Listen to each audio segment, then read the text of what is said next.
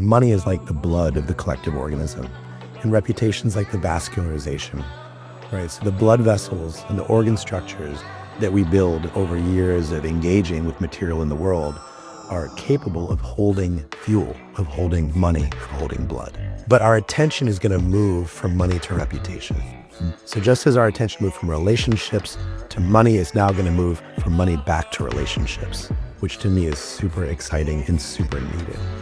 We're seeing some of the breakdown of so many different systems of politics, of sense-making, the kind of decline of reason, the polarization of communications. Humans have been in this childhood period where we take and take and take from the earth, and the resources aren't there anymore, so we have to transition into something else.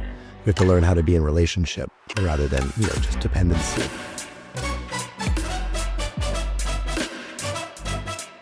Everybody, welcome back to our first episode of Roll Call, a project that we're doing in conjunction with HATS Protocol. And today we have Tracheopteryx with us. He is the Chief Governance Officer at Eigen Foundation.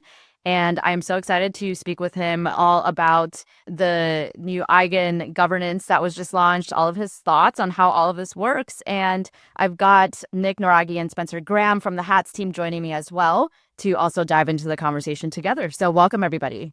Thank you. And EigenGov has not launched yet, but we just started talking about it. It'll launch sometime in the future. Sometime in the future. So we're going to get a really good sneak peek and deep dive into that in this episode. Thank you so much for being here and sharing with us. So to kick us off, Trick, I would love to know just why are you doing the work that you're doing? Oh, yeah. I'm pretty motivated to try and change how humans coordinate with each other. I think I came to this work out of interest just out of being a nerd and interested in various topics. But then the more I've understood blockchain and governance, I really found it to be a calling. And if I think about the world and how to improve it, how to help, how to be of service, and my own skills, it seems to me the highest leverage point I can find is in decentralized governance and helping us basically learn to share resources without killing each other, which is an important lesson for us to learn at this point in civilization.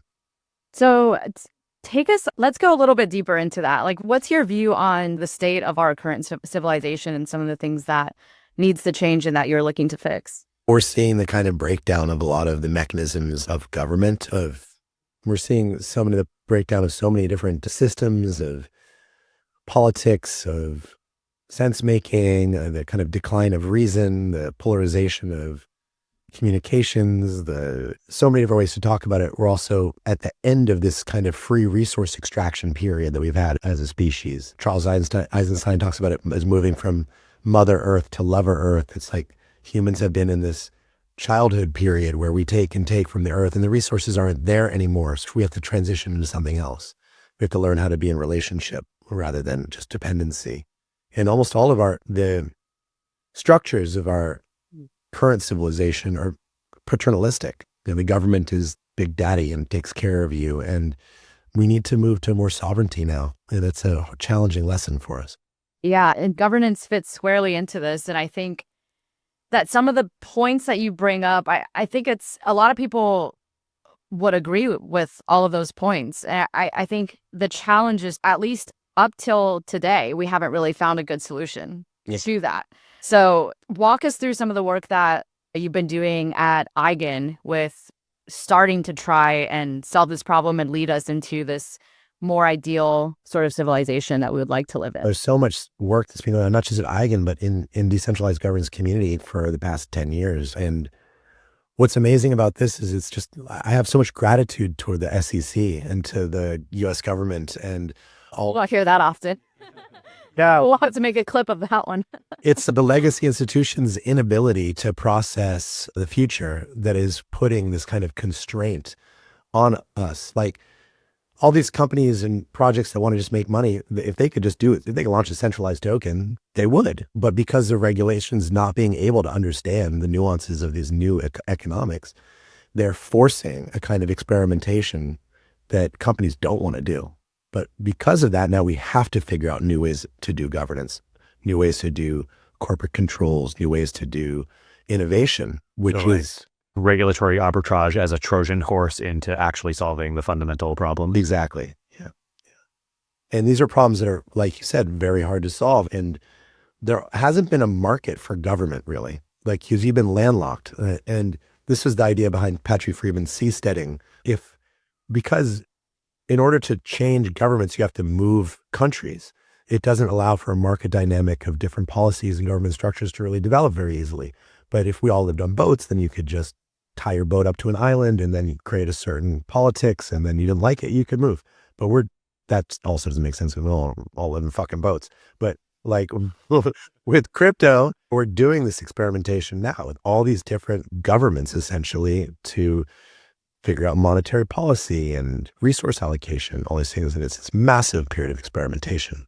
What's the fundamental thing there? Like when people are coming together to be in a governed body together, what's the most fundamental aspect that people need to share to do that? I think there's really three pieces. There's value forming, sense making, and decision making. And I think I heard this from Daniel Schmachtenberger or Jordan Hall at some point, but those are three really important different pieces. You have to figure out what are the aligning values of our group. The four of us are here to create a new nation state in this podcast studio today. Why? What do we care about? What brings us together? What's important to us? That value forming stage. Then we have the values and we're all living lives, and we have to make sense of the earthquakes and catastrophes and deaths that appear in our life and resource limitations. So how do we make sense of it? And then how do we act? How do we make decisions on it? Those are the three phases that any community needs to figure out. It totally reminds me of anti-capture phases. I feel like we have these like recurring threads that are coming through over the last 10 years. Just what is it that actually we need to figure out? And then what are the best ways to actually implement the strategies to do the figuring out? Yep. And also just as a note, in a lot of the DAO governance, most people are just focusing on decision-making. There's often some type of value forming that happens by the foundation. Here's the constitution. And then it's like sense-making, here's discourse. And then decision-making, here's all the fancy things. But all three of those pieces are really needed. They're underserved in a lot of cases. And even the fancy thing oftentimes is a governor DAO with token voting. Yeah, which might not even be very fancy, to be honest. Yeah. It's just definitely fancy in terms of the capability space relative to 10 years ago. Yes. But in terms of actually making good decisions, I think we have some challenge. Correct. Yeah, I fully agreed. Yeah, I think a lot of, especially the value formation and the sense-making stages are very much like you have to take the initiative as a member of this nation state or this community that we have to figure those parts out. Like the decision-making we'll talk about more explicitly, but the value formation and the sense-making, like you said, I think they get glossed over a lot in most organizations that I've seen. Totally. Yeah. Yeah. So when it comes to some of the DAOs that you've been part of and then your experience now at Eigen, what have been some of the things that you've seen to be good practices for really like setting the stage for decision making by having clear value formation and clear sense making within the organization? I'd love to hear if you have any clear examples of when that was put in place and the decision making process became easier and better decisions were made, or when that wasn't put in place and the organization collapsed. To be honest, I don't have any good examples for you. Like the best examples are constitutions and the discourse. That's basically, and I don't like those. So like those, there aren't really good examples. I think that in itself says a lot. The fact that there are no good examples, that kind of tells us how just early in our thinking we are with all of it. And I'm not a DAO researcher. I participate in a number, so there might be cases that I'm not aware of, but I haven't seen, from my experience, that's the best I've seen.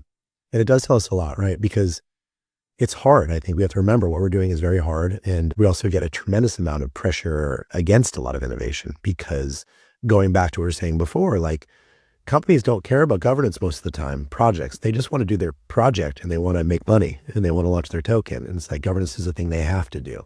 But to me, it's always been the opposite. I'm like, governance is the thing for us to figure out. If we're going back to that big question of civilizational change, we're saying, what are some of the things that aren't working in this current the legacy civilization, the civilization that is going to die for a new civilization to be born, which is the cycle of life. Like that is the key piece, but there's multiple key pieces. There's also all of the things that we're doing with just blockchain technology and research and understanding how to scale that level of coordination.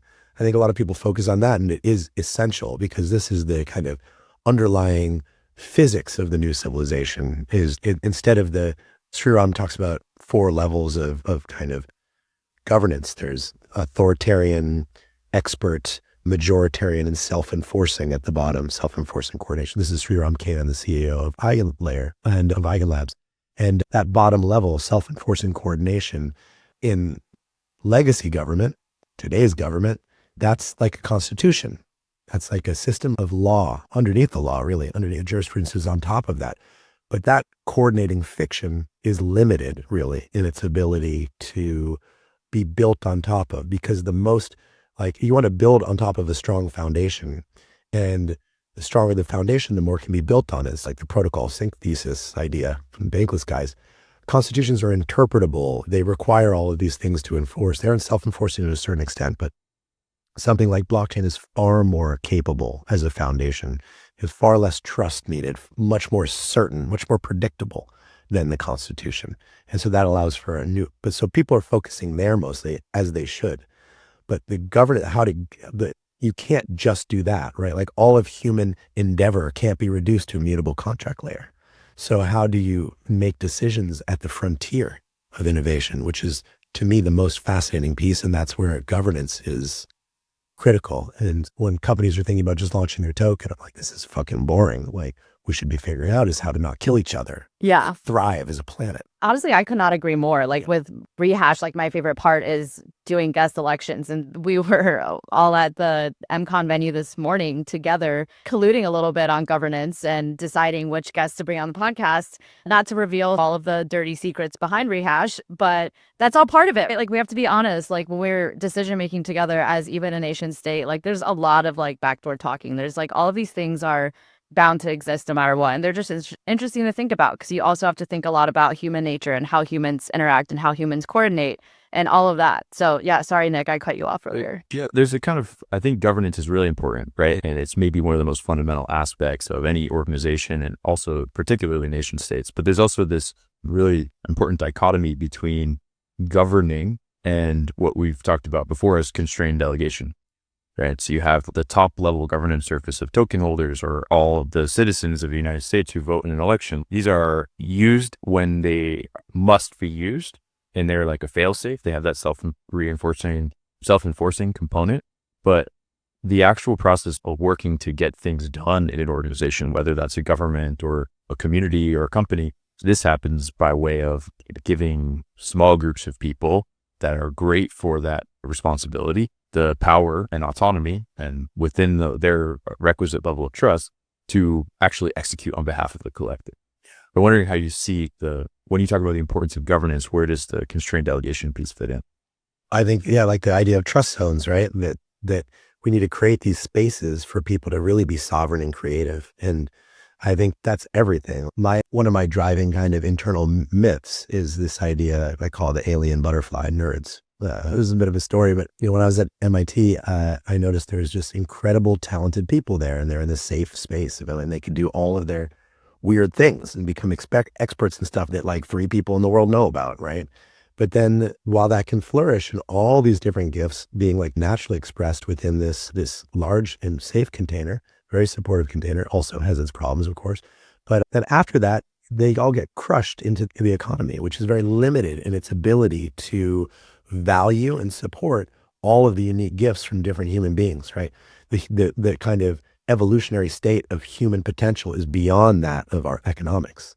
And so you come out of this institution, it's not just MIT, and there's only a few paths for you. Like at MIT in particular, it was like you could be a faculty, you could be academic, you could go to big tech and go join Google, you could be an entrepreneur, or you could be a kind of wanderer. And that didn't really support everyone's gifts. So a lot of those gifts got crushed or molded into whatever the global economics could find value in. And that structure is not that intelligent and capable of finding value, to be honest, right? So we need a new structure that is intelligent enough, because every human being has a gift to offer, literally, and not just to offer one that's necessary for the world to really thrive. And so we need a new technology, a new economics that can identify, support, value, connect all of these gifts into the kind of hyperstructure of human civilization that we can become. The market economy is so powerful because in one sense, it compresses, it's like a huge compressor of information into a single thing. And that single thing is like money or like financial value.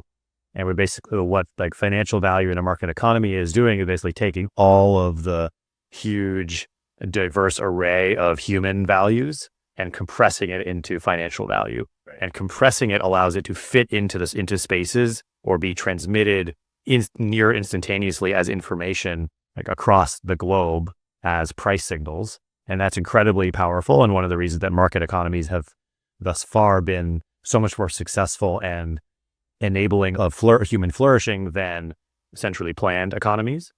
But at the same time, it literally is compressing, which means it's losing that huge diversity of values and possibilities and beauty that humans can bring to one another.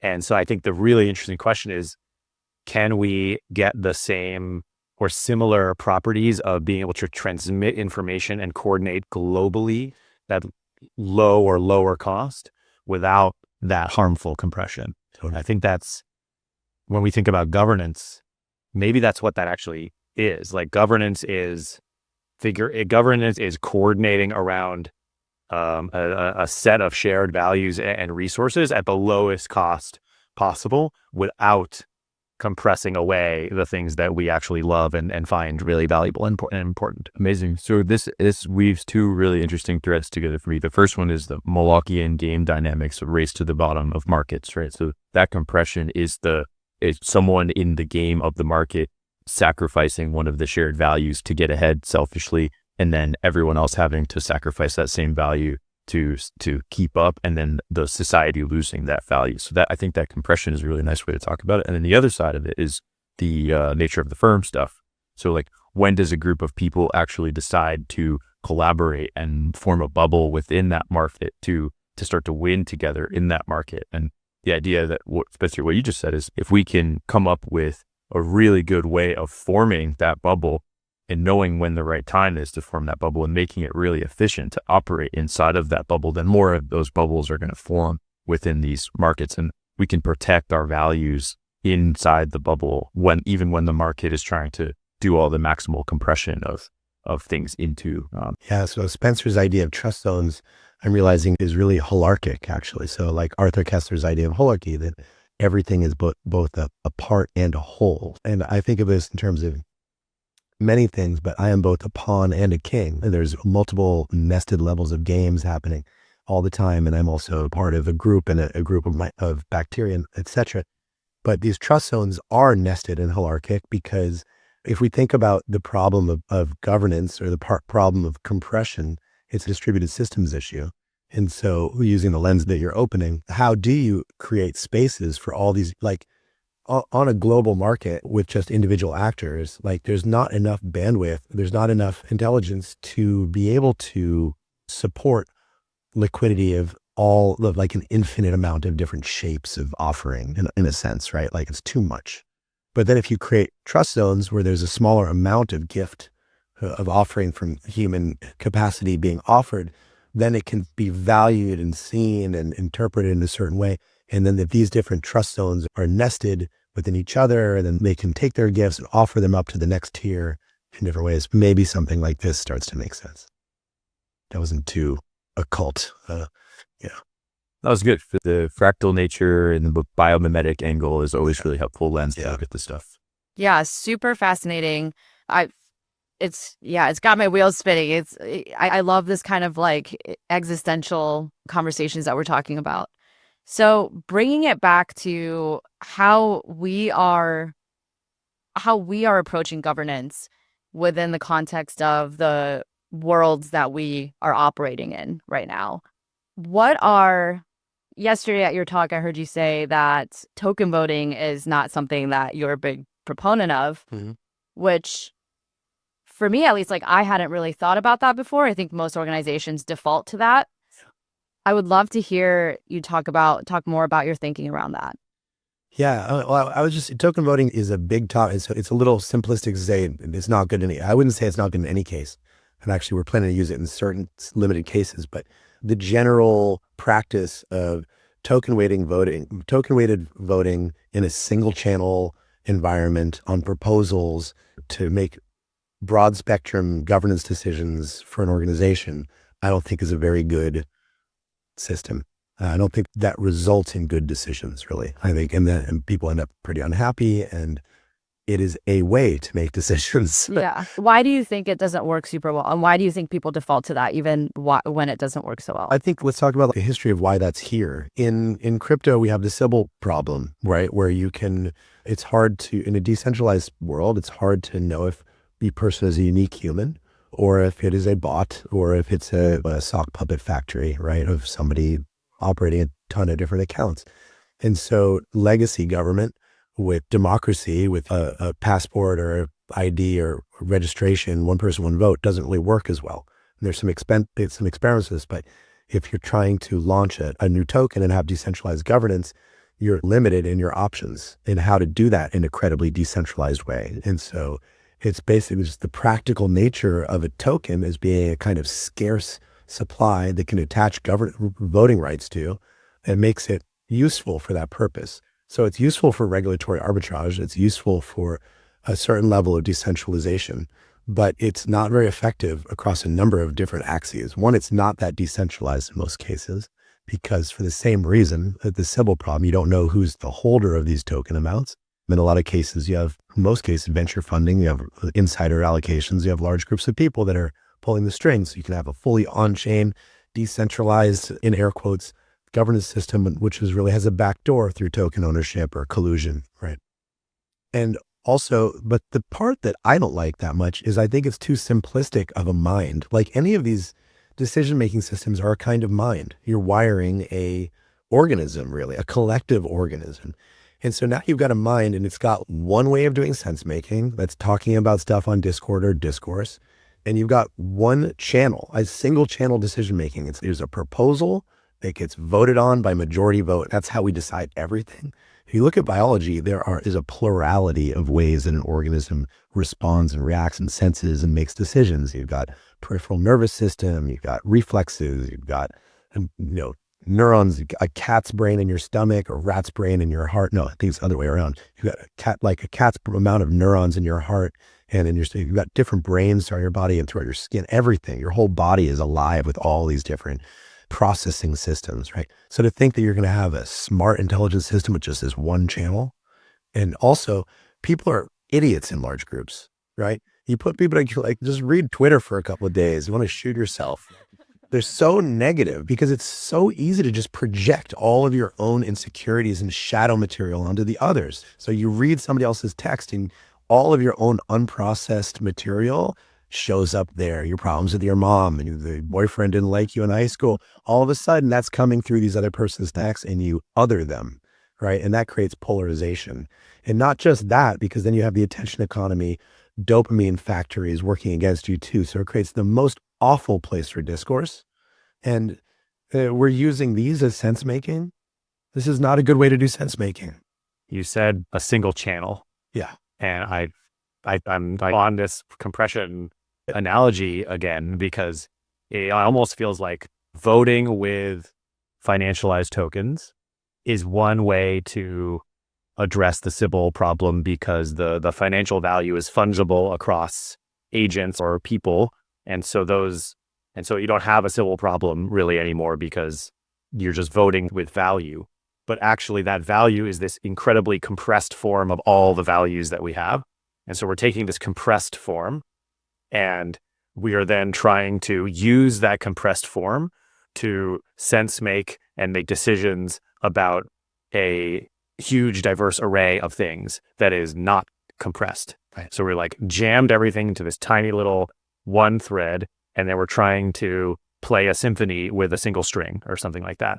And that just doesn't really work when you're trying to play a symphony. Sometimes you're trying to play one note and you need to make one very narrow focused decision or hold one thing accountable, and that can work really well. But anytime you get more than one note, you can't really do it.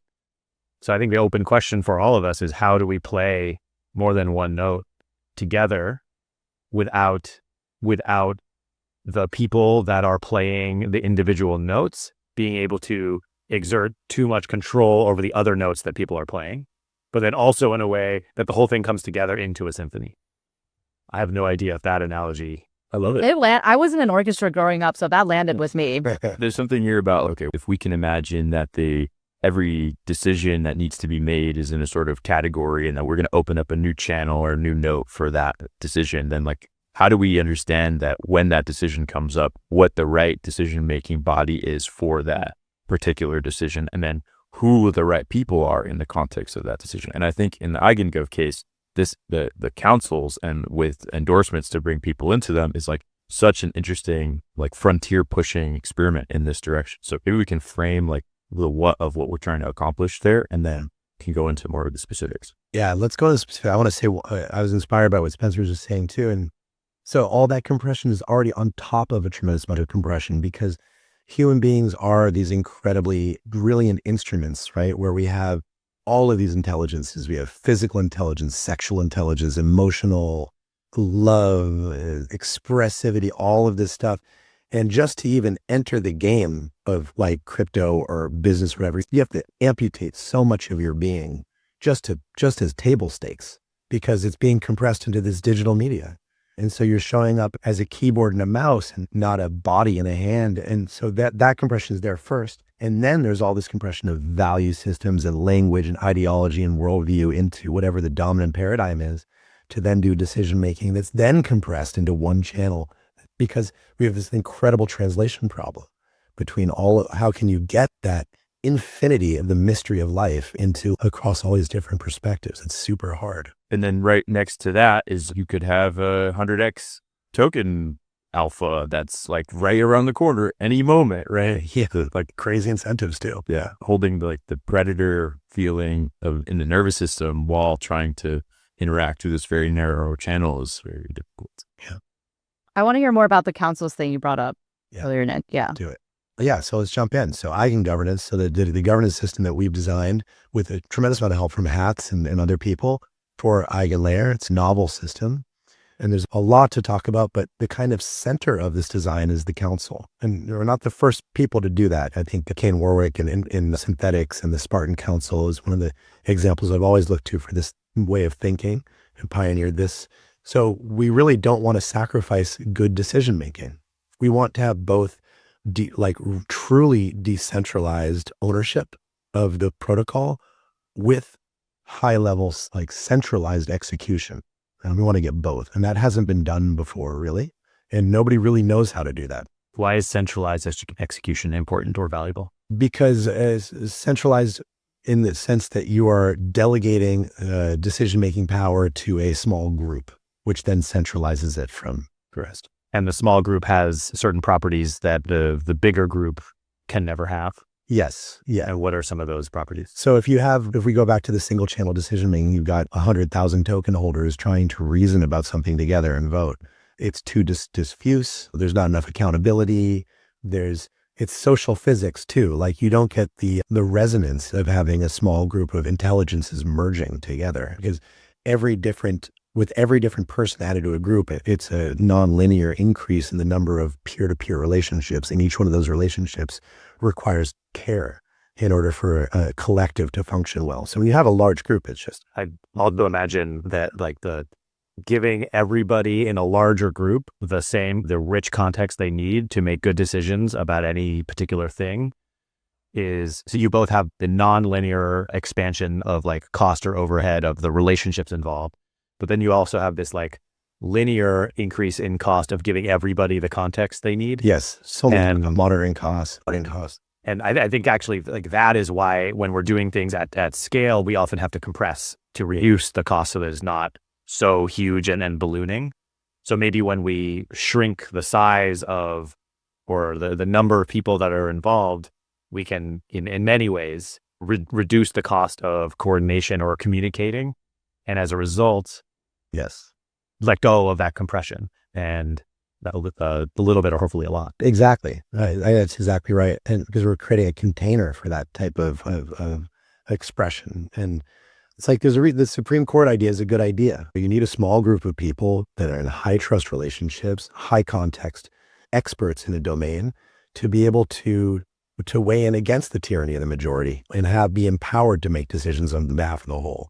because the majorities are good for, like, there's the idea of convex and concave decisions, and that large groups are able to do certain types of decision making. And I think that is true, but also large groups can be compromised in a lot of ways too. Like large groups are really susceptible to manipulation into, as we see in whatever the scare quotes democracy we have in America. Although theoretically large groups can make certain good decisions, they're also fragile. Smaller groups are fragile in other ways. They're subject to capture, et cetera. I think it's quite a promising direction for research is how do you create. So when I say centralized execution, what I'm really talking about is this type of small group intelligence where we really do see collective intelligence happening. Like the four of us together, it's a small enough, it's the 2 pizza team idea at Amazon or whatever. It's like a small enough group. There's like enough trust can be established between us, enough that we can really amplify our intelligence in a nonlinear way and do more than any one of us could at a time. But then that is a failure mode once you get past a certain number and the collective intelligence turns into a fucking rat brain. So rats are really cute too, not good at solving challenging civilizational scale problems. So tapping into that, being able to actually create these amazing small group collective intelligences that have a diversity of perspectives and a diversity of expertise, but they are experts at what they do and have respect and trust for one another, but then also avoiding this problem of capture. Yes. We have what vectors do we have? So we're giving the group the right power, we're picking the right people to be in the group, and then we're also holding them accountable in some really meaningful way, whether that's a stake or a reputation or term limits or something. Yeah. If we're taking this premise that small, like as of now, like the best decision-making system that we have is a small group of high trust, high context experts. That seems to be the case. Like the corporate structures that have evolved over 400 years through evolutionary fitness have delivered certain structures that are pretty fit. And a lot of those are based on these small group processes and delegation. And so we take that premise and we say, okay, how can we use this, like the most advanced type of decision-making that we have in a decentralized system that will not be captured, is super interesting. And that's what we're working on. That's what the vision path of so EigenGov is broken into 2 tracks, core and vision. And the idea is that we're flying the plane and we have to rebuild it as we're flying, right? But everyone has to stay safe. So the core track is like the stable software branch.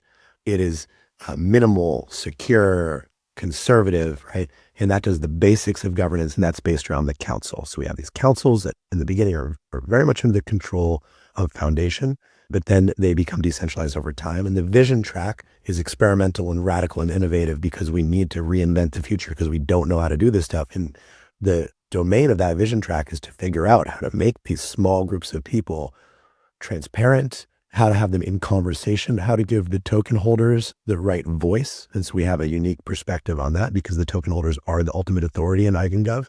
Well, keep it in the certain features are things like accountability, incentive alignment, skin in the game, transparency, reporting, all of these things that are needed, and we do not yet have the tools to do them yet.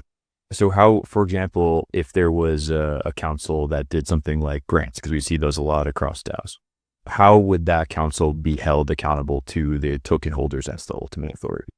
So we have a lot of different ways we can talk about this based on the kind of timeline of our incubation plan, right? So I have a lot of ideas for the end state of this, but those are not proven yet. And the end state of this is reputation. That is the key thing that we need in decentralized governance, universal decentralized reputation. And when I say universal, I do not mean one reputation score. That is centralized Black Mirror reputation.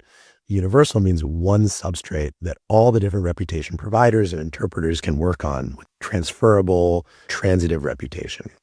That's critical to get to. That's the end state. Amazing.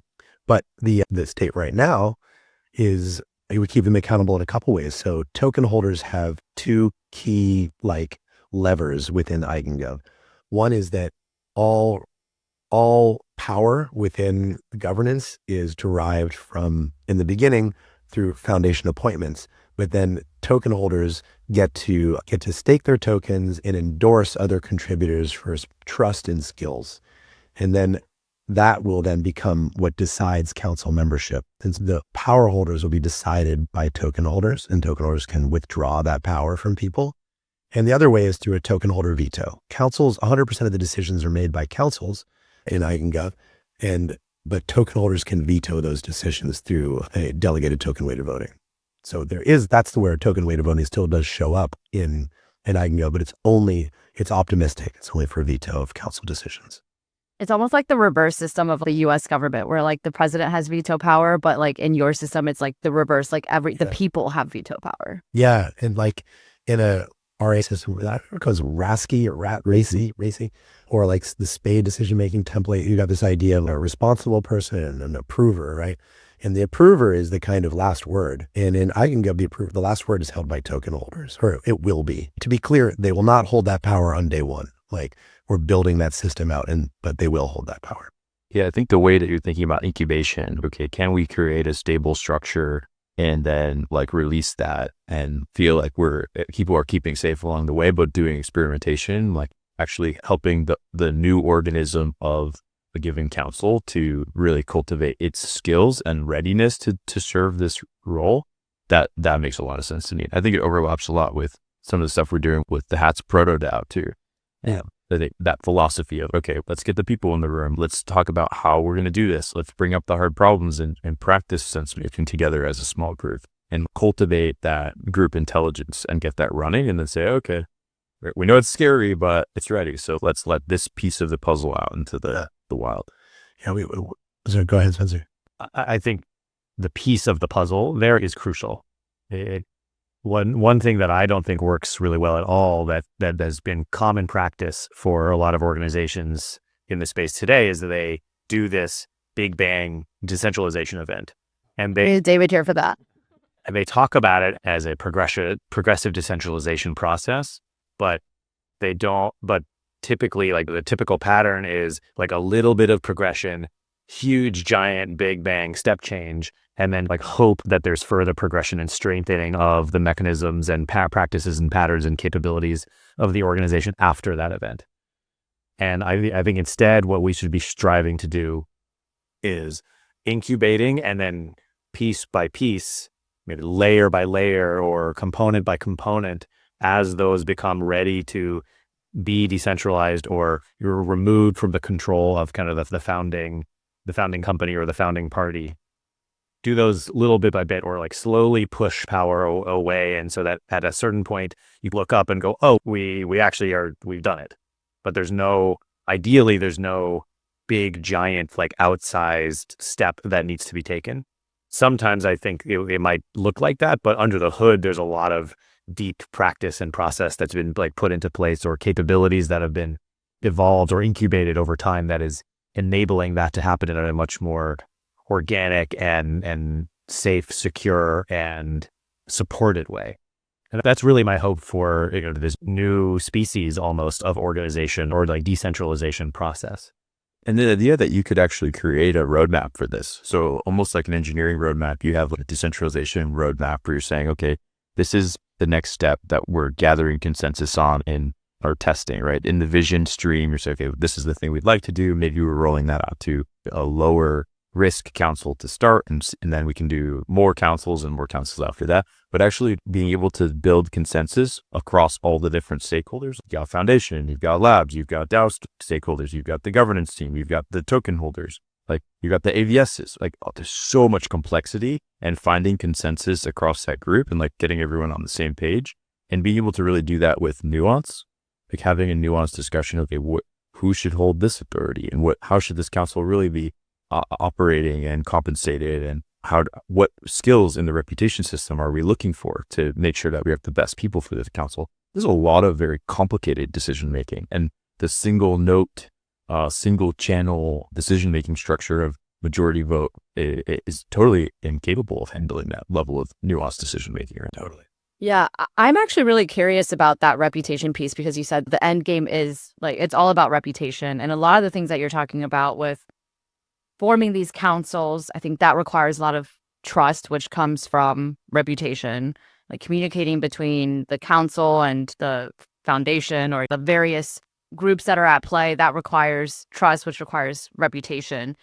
I'm curious to hear your thoughts on how reputation should be formed, because I think the way that I've seen reputation formed a lot of the times today is from Twitter. It's social reputation. It's how much you tweet, how many followers do you have, like how well liked are you there? And that's obviously not the way that we should be forming reputation. So I'm curious to hear from you, and also like from the Hats team too, from Nick and Spencer, like how you guys went about forming the Hats proto DAO, because that I'm sure required a lot of trust and reputation on how you guys were thinking about it behind the scenes. And I love to hear what is the right way to think about reputation. Like, how do we get there? Well, I think I want to start by talking about reputation now. So like reputation actually runs everything now already. It's just more in the shadow, and it's more centralized, and it's more there's too many gatekeepers. So I use this example, like people are so obsessed with money, right? But if you have a Harvard degree and you're an executive of BlackRock and you have a bunch of good relationships and recommendations, you do not need money in your bank account. You have already built the structures to hold money in your life. And so money will flow into those structures as soon as you start to operate. And that's reputation. And in biology, the difference highlights that money is like the blood of the collective organism, and reputation is like the vascularization. So the blood vessels and the organ structures that we build over years of engaging with material in the world are capable of holding fuel, of holding money, of holding blood.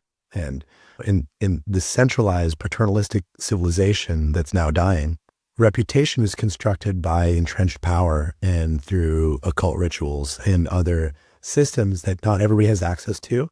And it's not very intelligent, really. It needs to improve.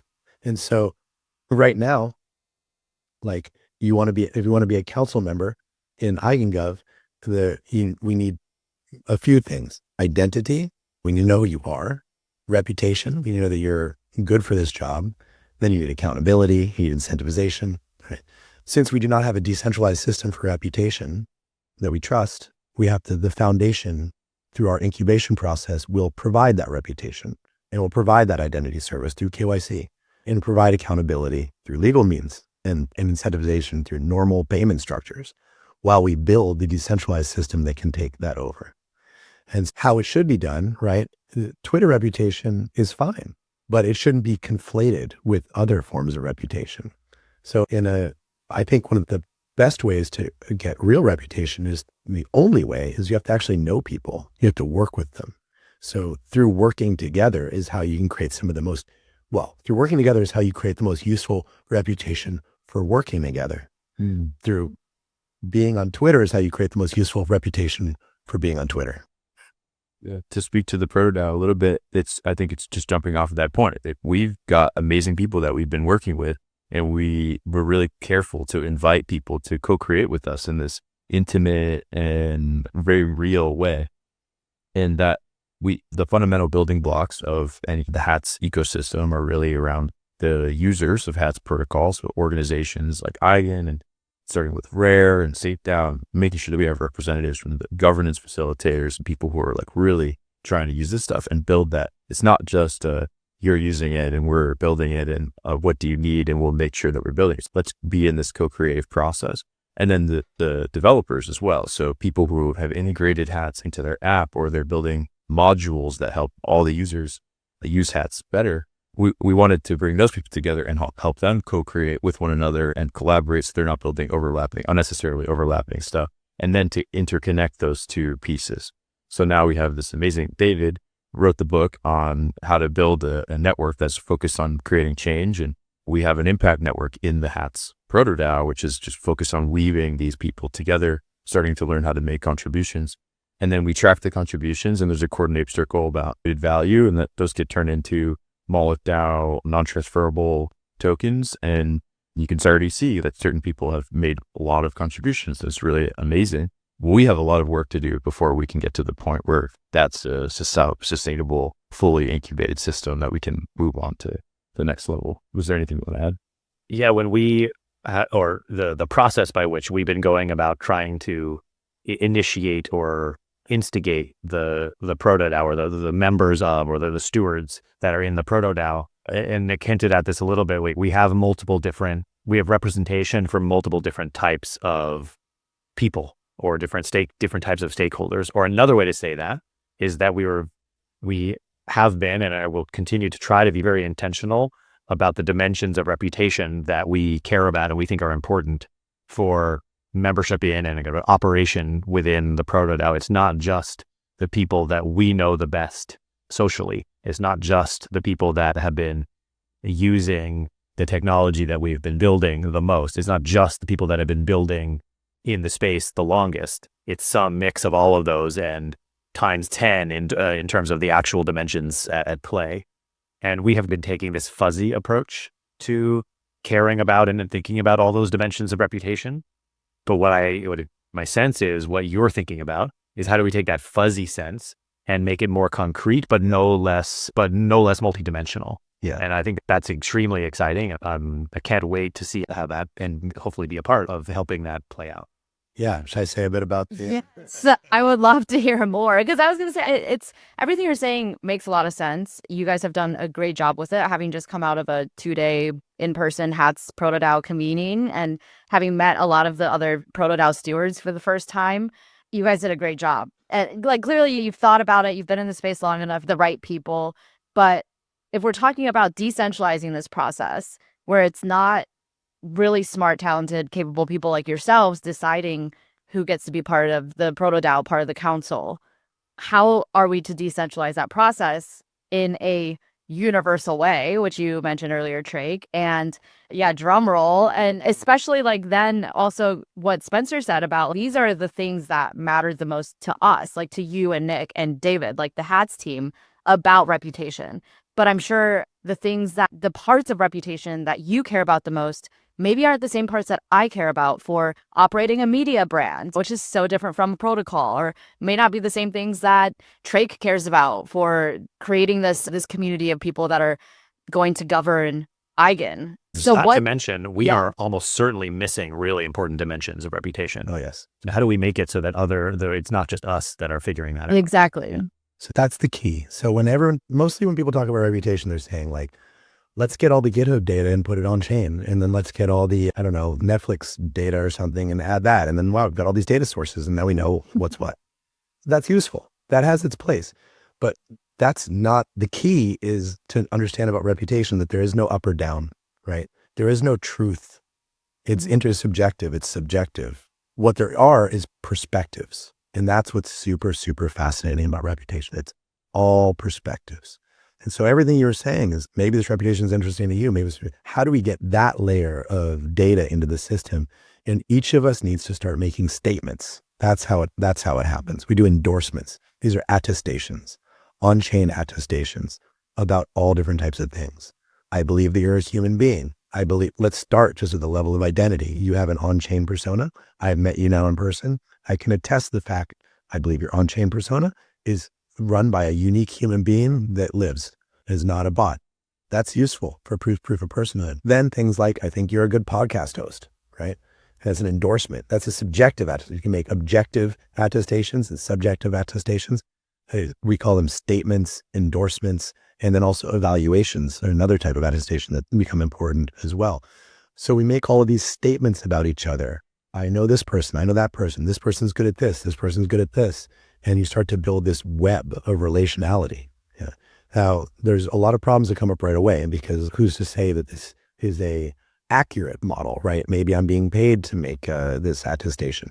That's a whole other topic. There's a lot of things we can do and plan to research to make that better, financial incentives, accountability, etc. But I think we can get in it also, it's always going to be on a gradient, right? So when there is this type of on-chain reputation, there will be different territories within it. There will be the Wild West where people are making lots of very speculative attestations in order to try and climb the reputational ladder. It's going to be a lower trust, more Sybil prone area. And then there's going to be super high trust areas of reputation where people are only endorsing and attesting to each other when they really know each other. And those communities will be super, super powerful, and there'll be everything in between.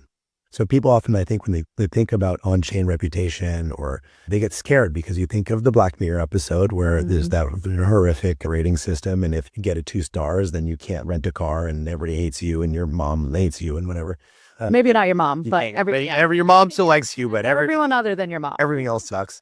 That, again, that's centralized reputation, because decentralized reputation, what's so beautiful about centralized reputation is so limited. Like today, I get a loan, I default on a loan. There's a credit agency that for some reason I'm responsible for making sure their data is right. I have no idea like why this is the case. That the rates hit, and then there's all these laws. Then I default on a loan. And it's very hard now for me to get another loan, right? I have to do all of these things to get another loan. But that's actually not very intelligent because there's a lot of information that's not being utilized. In a decentralized reputation environment with all of these magical technologies like ZK proofs and fully homomorphic encryption that are coming online, privacy preserving technologies, you can imagine a future where also, there's tons of attestations all the time, right? Like everything, I'm generating 1,000 attestations a second. Like all the data becomes attestations, all private, all owned by me, right? All can be disclosed according to my intent and my agreements, my consent. This incredibly rich data space, all on chain, all secure, right? I default on a loan. I want to get another loan. I can apply for another loan, and there can be thousands of different loan strategies out there that are all taking different approaches to giving loans and thinking about different models for what makes me a good loan candidate. Orders of magnitude more powerful than a centralized system, because what they can do too is that like one system might have its own strategy and it looks at me and says, okay, he defaulted on his loan, but now I'm saying things that no human being is going to know because it's all going to happen through FHE and ZK proofs, right? And they're going to be able to interrogate my private data space without me revealing anything about my data to anybody else. But obviously, oh, but he just got a new girlfriend. Oh, and his cat is really happy. And he didn't watch a lot of TV last night. And his temperature when he slept last night was good. And his urine analysis was strong. And his gluten monitor, whatever. And it's going to know so much fucking shit about me that's going to be able to compute privately, say, actually, this is a good loan candidate. And he's defaulted 3 times on a loan before, but I'm going to make this bet because I've crunched the numbers. It actually opens up so many more avenues of financialization, of relationality, of innovation because of that reputation. So it's interesting because it's a holy grail in DeFi to have under collateralized loans. So it sounds like the reputation system you're thinking about is like starting from this inception point of how do we get the right people to do the work that our organizations need to do, but actually might sideswipe this other longstanding issue and open up maybe multiples on the existing DeFi market cap. Absolutely. Just a quick interjection. There is no such thing as an under collateralized loan. Spicy. Oh, dude. So hear it. All loans are collateralized by something. Some of the loans are collateralized by financial assets. And typically what people talk about when they say under collateralized loan is they're talking about collateralization of financial assets. But under collateralized loans are collateralized by other things. There's always something at stake. There is social reputation at stake. There is trust at stake. And we have not yet, one way to think about it maybe is that we have not yet been able to, within DeFi systems, create quote unquote under collateralized loans is because we have not been able to make legible and accessible the other types of things that we might put at stake.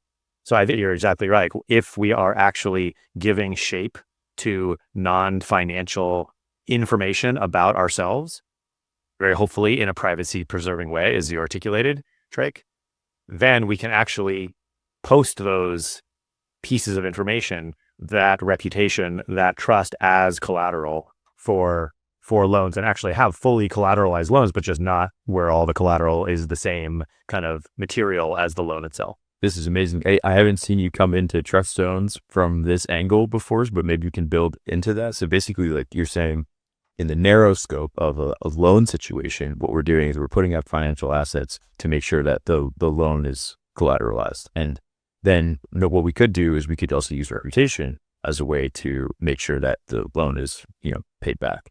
In the trust zones case, like when you pick up a role and you're going to do some work, we're looking first at the reputation component. Does this person have sufficient reputation and reputational stake in the organization such that we trust that they are aligned and they're going to do the right things in the org?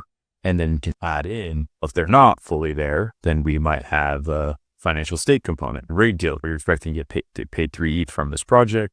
So why don't you put up half an ETH before you get started, just to make sure you don't like randomly disappear, and we can work together as a small group intelligence all in a committed way through to the end. So I wonder if you'd just say more about trust zones from this angle. By the way, I don't think you explained in this podcast what a trust zone is. You might want to good call. Yeah. Mm-hmm. I haven't. And I think part of that is because still working on fleshing it out and formalizing the thoughts, but the gestalt of it, or like the basic idea, is that a trust zone exists wherever there is a principal agent relationship. The principal has something that it wants to do, but it can't really do it itself, or it doesn't want to do it itself, or it feels like it would be more effective to have somebody else do that, an agent do it on its behalf. And so when it creates this relationship with some other agent, and you can think about this often as like a company hiring an employee, or a DAO and a council, or a council and an individual member on the council. And there's these principal relationships all over the place. And then the gist of a principal-agent relationship is that the principal is delegating some responsibility and typically some permissions or resources or access or kind of capabilities that go along with that responsibility that enable the agent to actually fulfill the responsibility to complete the objective that they were delegated to accomplish. But the principal is never going to actually do that. They're not going to feel capable or confident to do that unless they have a sufficient degree of trust that the agent will do their job, will not run away with the money that they've delegated to them, will not abuse the power or fall down in the face of the responsibility that they have been delegated. And so we can think about that level of confidence, or sort of the prediction that the principal has about the behavior of the agent. We can think about that as trust. So when we think about a principal-agent relationship, we can think about the principal as creating a zone of trust into which they can place agents that meet the criteria of trust together, or they meet the criteria together with the properties of the trust zone, with the result that once the agent is put into that particular trust zone, the principal has sufficient confidence, sufficient trust that they will carry out the job that they are being delegated or authorized to complete without abusing that authority. And there are multiple ways that a principal might develop that level of confidence. One way they might develop that confidence is by having forged a lifelong relationship with that agent and trusting them because they know them intimately. That is incredibly powerful and beautiful, but it's also incredibly expensive. And it's also incredibly limiting. There's only so many people that you've developed a lifelong relationship with. Another way that you might do that is by saying that your friend knows somebody, and by extension, you can have some reputational trust in that person. As you were saying before, there's this web of trust. There's these graphs that have transitive relationships. But another way you might do it is by ensuring that there is incentive alignment between yourself and the agent.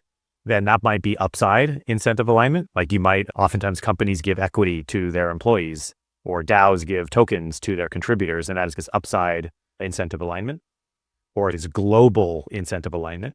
But you might also want to include more local incentive alignment. And that, I think, is the crux of accountability mechanisms. You might construct the trust zone, you might construct the role that you are delegating to the agent in such a way that the agent will actually be penalized in some way, or they might have to put up some collateral that could be slashed or could be taken from them if they don't fulfill their responsibilities, or they abuse the authorities that they've been delegated, or they steal the resources that they've received as a result of being in the trust zone. And so we get all these different mechanisms that we can use, and blockchains and smart contracts and DAO technology is really great at accessing all of those different types of mechanisms. And one of the things that I'm really excited about is being able to use all of those mechanisms in concert, almost sliding up the volume on one of them or sliding down the volume on another, depending on the circumstance. Or maybe you can have the agents can choose which ones they want to commit to in order to be qualified to enter the trust zone, be qualified to become the agent of the principal. So you might have a scenario where there is somebody who has not yet built up the history of reputation because they just haven't been on the scene very long, but is extremely confident in their ability to get the job done very well. They might feel if it were just in a reputation scenario, they're never going to be around. We're never going to be able to feel the result of their capabilities. But if they can put down some collateral that allows them to be slashed, then maybe we are actually able to become confident enough in and trust them enough then now they can actually enter the game and provide value to the system. And vice versa, if somebody doesn't have any money, but they've been able to develop reputation over time, they can play the game too. Or maybe there's some mix of these things, like somebody falls in the middle. And this like, optionality of and the flexibility for how people engage with one another and engage with organizations is something that happens a little bit today, but I think it's something that can be massively unlocked or amplified by the types of tools and mechanisms and technologies that are made possible by blockchains and smart contracts and DAOs. Totally. Yeah, it's a big thoughts here. So I think, Yeah, you guys are such insane gigabrain first principles thinkers. I love it.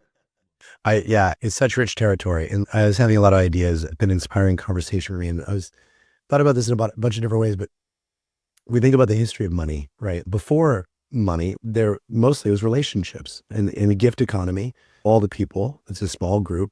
I'm good at building houses. I build your house. You're good at herbal medicine. We're not doing an exchange. It's called open transactions, not closed transactions. I do something for you. You maybe give me a symbolic bracelet, which is a symbol of love. It's not meant to be an exchange or a payment. But then I'm doing my gift. You're doing your gift, because it's a small group. All of that works. You don't need money. But then even in those groups, when there's groups that didn't know each other, that's when money came into play, is they needed to exchange commodities. I have rice, you have coffee, whatever. Then you have to need some unit of exchange. But at that time, economics was about relationships. It wasn't about money. Right? Then as we have developed evolutionarily as a collective, as a species, as you develop, your attention moves to different parts of your experience, right? So the attention around economics moved from relationships to money. And that was at the leading edge of cultural development. Money has been the thing. But we're about to move to the next phase, I think. As this civilization closes, money is going to close with it. And that doesn't mean that it goes away. Money is transcend and include. Money will always be around. All media persist. We still use records, and they're great. So money's not going anywhere, but our attention is going to move from money to reputation. So just as our attention moved from relationships to money, is now going to move from money back to relationships, which to me is super exciting and super needed. So while we'll be able to collateralize alone with money or reputation, eventually reputation is going to be so much more important than money. We're not even going to be thinking that much about money. Money's just going to be flowing at extremely high velocity.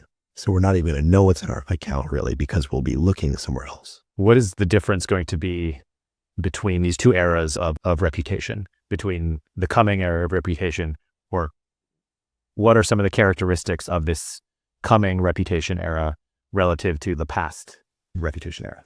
Yes, I think the past reputation era has been stunted. Like reputation is like, where are the different reputation providers that are really valuable? If we just think about how does a civilization ascribe value? And we have mechanisms for doing that. And it's hard to know. It's funny. I've been listening to this book by, I'm blanking on his name, but it's about different legal systems. And so he looked at the legal system of the Romani people, the embedded legal system, pirate law, and also prisoner law, and all different types of law. But these ones are really interesting to me. In prisoner law, in California, sorry, this is a tangent, but it's super interesting. Let's do it. In California prison systems prior to the 1970s, there was only something like 5,000 prisoners, right? And they all knew each other. So there's a reputation system there. And so they had a certain code of law. And basically, if you're a snitch, you're excommunicated. If you break certain rules, otherwise, you're not to be fucked with. It's the difference between being called a convict and a criminal. I forget, they had two different words for it. But then once it got past a certain size and growth, they weren't able to have that type of reputation. So they weren't able to know people on site. And that's where the racial-based gangs came in. And what's fascinating about this is that the theory is that the race-based gangs actually have nothing to do with racism. It has to do with being able to identify somebody without knowing them. Just shrinking the reputational space. Yeah, exactly. Yeah. So I can see that you're a brown skin person, so you're with the brown skin group. And so if I fuck with you, I'm subject to them. Or I see, that's why the selling point. Yeah, exactly. And I bring this up because reputation has been limited in the way that it's been able to be used for negotiating human exchange or everything else, because It is being on these kind of really illiquid structures. We have no way to really update, and it's not very live. The liveness factor of reputation has been very low. All right, that was a weird example, but now talk about reputation just normally. It's like you go to a university to get reputation. You get a good job to get reputation. How else do you get really high level reputation? You can enter a niche community and then demonstrate your work and start to be known. But if it's bigger than just small, you need some certification. I thought that was a great example because it strikes me that one of the limitations of reputation today is that the real rich reputation information is in our heads. Yes. Yeah. And our heads only have a certain amount of capacity. And we are also limited by, I think that the reason that this prison example is so good is like we can't remember and we can't hold more than a certain amount of people in our head. And therefore we can't have the richness of reputation for more than a certain amount of people. But if we're able to somehow extract the reputation from all of our heads and put it somewhere where we can reference and compute over, hopefully without losing the richness or too much of the richness of what's in our heads, then we can scale it up way bigger. And maybe that's a big difference between the two eras. I think that's right, because like what are the reputation hosting providers right now? Yeah. Like they're centralized systems. Amazon Rep Service. Institutions, right? These are like Primavera's work on institutions, right? Can we create these type of service providers of reputational credentials in such a way that they are not required to be an institution like a university or a bank? So we've got these kind of pretty limited selling points for reputation, the university. But even that's, you have a doctorate from what university? Like compression. But that's more compression. But so it's been really limited in the way that we've been able to construct, hold, interpret reputation so far. But on blockchain, that really changes. So once we have, and with attestations, all these new opportunities for creating reputation. And so we're going to see, I think it's going to be this reputation piece. I haven't talked about, have you read Kurt Vonnegut's book, Cat's Cradle? It's in it, there's this scientist comes up with a new crystal structure for water, right? So with this crystal structure in water freezes at 56 degrees Fahrenheit. But all the water in the world doesn't know this structure yet. It only knows it's 32 degrees Fahrenheit freezing the structure. And so if one drop of this new water hits the old water, the entire world changes, right? It spreads through all the oceans and it freezes half the planet at 56 degrees. Reputation is this. So once decentralized reputation hits a certain threshold of capability, it is that drop of water and it's going to change the entire world forever, right? And what's going to happen is it's the greatest social science experiment ever conceived, because all of the hidden strata of our collective is going to be revealed. All of that stuff that's been in our head is going to be on chain, and it's going to be, you're going to be able to interrogate it privately. All of that private data is going to be there. And it's going to be like, you're going to be able to see everything. You're going to be able to look and say, okay, what is the average income of somebody that supports Trump? What is the average income of somebody that supports RFK? What is the happiness? How happy are people that work at McDonald's? Like all of this data, you'll be able to look at it all and actually see the real outcomes. And what's this going to create is a times arrow of development. It's going to show the developmental trajectory of humans. And you'll be able to see, you'll be able to say, what do I want in my life? I want to be famous. That's because I'm only seeing this limited piece of what being famous is like. But if I actually can look at the internal expression from people's lives of being famous and what that data looks like and how happy they are, then I might have a different perspective. And these worldviews will start to coalesce the mineral deposits on the side of the Grand Canyon. You'll be able to see the entire structure of collective life, and you'll see the linearity of it and be able to choose what you want. It also sounds to me like the current era or the past era of reputation that we lived in was very money driven. It was almost like money determines your reputation. If you have money, not in 100% of cases, but in a majority of cases, if you have money, you probably have more resources to be able to go to that better university, to get that on your resume, to be able to get that, to then be able to get that better job. If you've got the means to get yourself into Harvard through all of these extra tutoring classes that your family is able to afford for you and like all of this stuff, get into Harvard, then you automatically have a leg up to get a job at BlackRock, which then sets you up for whatever future successes that you want to have.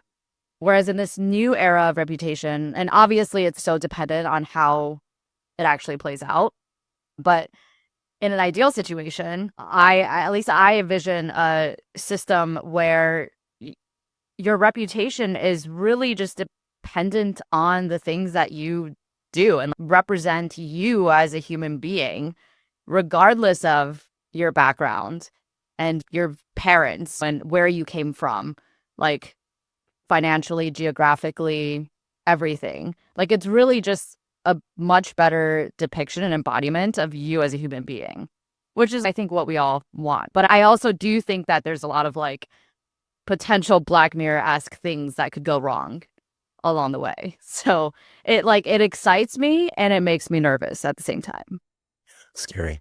Yeah, if you think about the compression problem that we have with money, if there's some sort of compression that comes into the reputation systems where there's a power law distribution of the reputation systems or service providers that are used, then that becomes a big problem. Which keep going. Which I think creates a question of how do we, as this is being incubated, how do we, and maybe I'll pose the question potentially unfairly, but to you and to the Eigen Foundation, how do you ensure, or what are some of the ways that you're thinking about how to protect against the downside risk of creating it poorly or with features that are, or like avoiding equilibria that actually create bad outcomes? Yeah. I've thought about this a bit, and because it worries me too, because I realize what a powerful thing this is that we're all on the frontier of, and is what happens if we get it wrong can really hurt a lot of people and make it very hard to get out of a bad situation where you're in some type of unfair reputation space. And I think that there's a lot of things that we can do, like we can really, like all of the normal things that we need to do, be careful, get peer review, go step by step, try and construct it. But if I'm being honest, I think that I don't think we have control of this process, right? I think this is a process that is bigger than us. And this stuff is going to come out into the world one way or another. And so actually the best thing that we can do is try and be in integrity, try and come at it with open hearts, and not just in our heads, and do it vulnerably in our work and openly. And the intelligence will find its way. I think that there's something really amazing here about the developmental process, which we've talked about it. We touched on it in a couple of different ways. We've also touched on it in three Fractal scales, right? You're talking about adding different types of intelligence in the body, emotional intelligence, intellectual intelligence, being able to integrate those things and really show up with the full embodied sense making as advancement as individual development. And then on the massive scale, we're talking about the old institutions dying, old civilization dying, new one being formed. This is a developmental frame on the humanity as a collective. And then we have the individual organizations and individual teams as the intermediate fractal scale. So as we start to wind down, I'll register a bet, which is that I think that the service providers of reputation that are most able to support the developmental process and track where people are in their developmental process are going to be some of the most valuable reputation service providers in the working system. And it will also help us to, like some of the stuff that we did with the Proto DAO, where we're in person and we're learning how to cultivate our own sensibilities and then our collective sensibilities in an intentionally deliberately developmental process. As we get more data about this, which is relatively new and still needs to be proven how to do it at massive scale, that is the main thing that's going to enable us to show up with open hearts, to show up vulnerably to really create this thing together. That is actually a lovely way to end. I was going to see if we could wrap it back up to Eigen, but we do have only about 10 minutes left, 5 to 10 minutes left. And so I wanted to make everyone cognizant of the time and ask if there are any final pressing thoughts or questions that we want to wrap up with. Trying to think if there's anything we talked about as wanting to hit on that we have missed. We talked a lot about reputation. So I know in IDEMGov, there's the endorsements product, the council's product, and the decision-making product. We didn't do a full exposition of IEMGov, but that's fine. I don't know if that was necessary. As long as you don't feel like listeners will be confused by what they heard and wondering. Yeah. I don't know. Do you feel complete? Are there things that you want to share on that front? Yeah.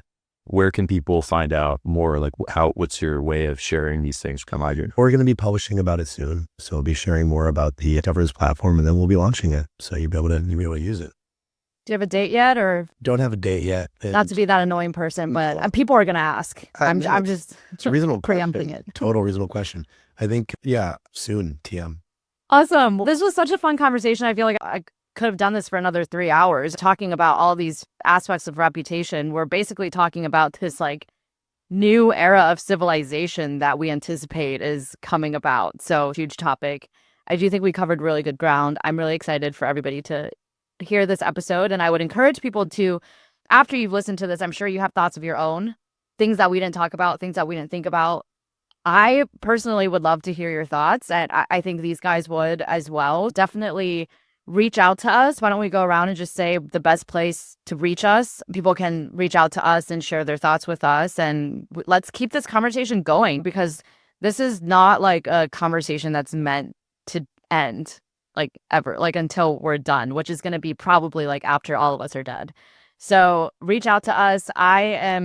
You probably find me the best on Twitter at DDW Nick? Yeah, so first of all, come join the HATS community. It's community.hatsprotocol.xyz. You can go through the process of seeing our community agreement, signing it on chain and claiming a hat, and that hat will give you access to our Telegram channel.